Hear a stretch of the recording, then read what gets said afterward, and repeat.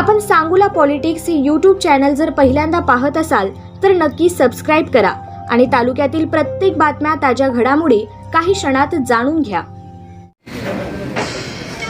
म्हणजे सुवर्ण अक्षराने लिहून ठेवावा असा आजचा क्षण आहे.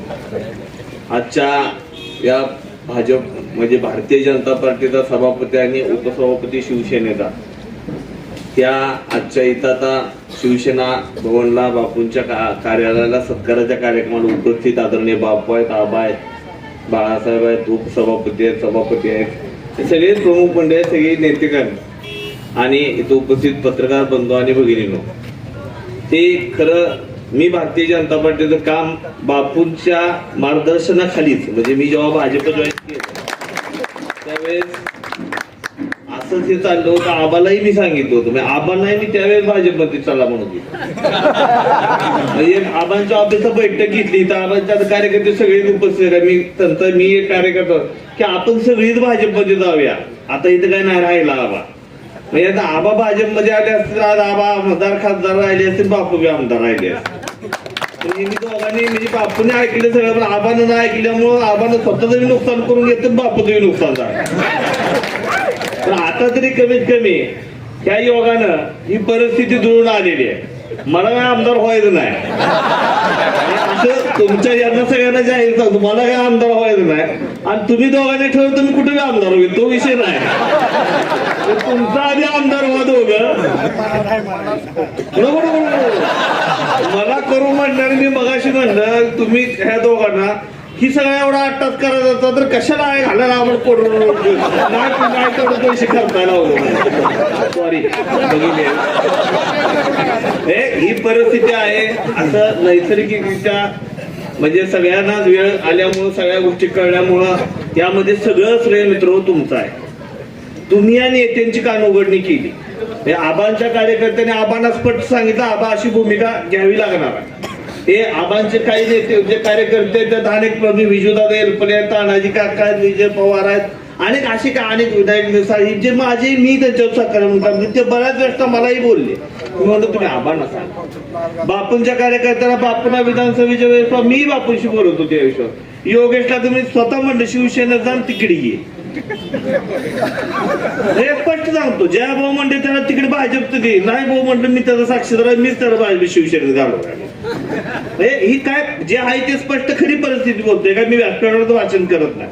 तर हे जे एकसंगता आपली झालेली आहे ही एकसंगता तुम्ही मंडळींनी नेते मंडळीला वेळोवेळी जागृत केलं. काय परिस्थिती काय खाली लढायला तुम्हाला या व्यासपीठावरची केव्हाही एका रात्री त्या काही ठिकाणी येऊ शकतात, परंतु तुम्ही तिथे एका रात्री त्या गावाला येऊ शकत नाही. गावामध्ये हडवैर भांडणं असतात, धनीमातीला आपण एकमेकाला जात नाही, एवढ्या टोकाचा आपण एकमेकांवर लढतो. परंतु त्या परिस्थितीमध्ये अशा प्रसंग अनेक वेळा यायला लागले.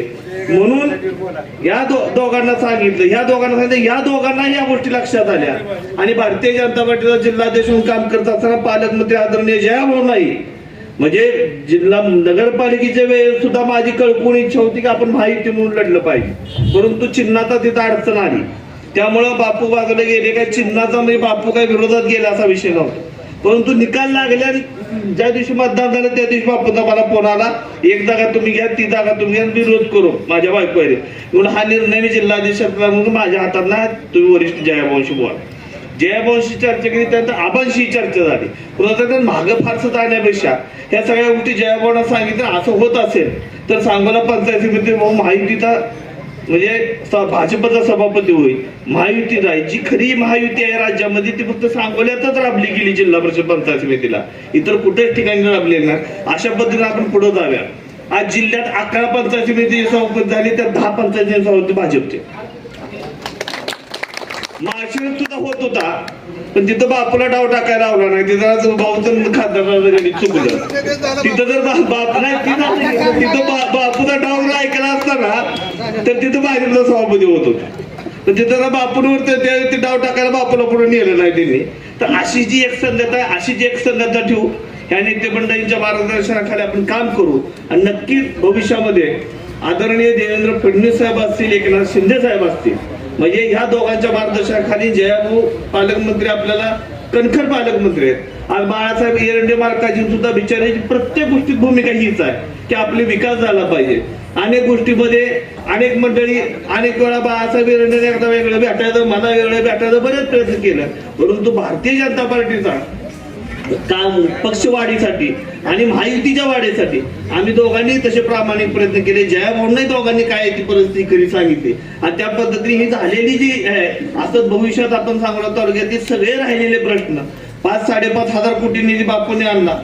आबांनी आमदार असताना त्यांच्या प्रयत्नामध्ये काय केलं, परंतु आता देणारं सरकार आहे, तेव्हा आता घेणारी माहिती एका जागेला आलेली आहे. तो आता फक्त मागायचा आहे, द्यायला देवाभाऊ आहेत आणि तो एकनाथ शिंदे साहेब आहेत, जयाभाऊ आहेत.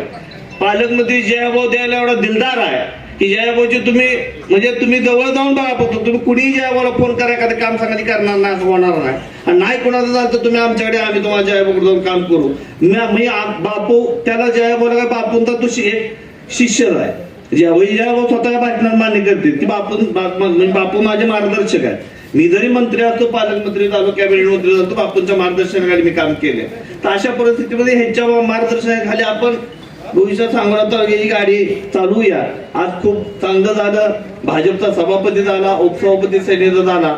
आपल्या सगळ्या महायुतीच्या मंडळींना हा खूप आनंदाचे क्षण आहे.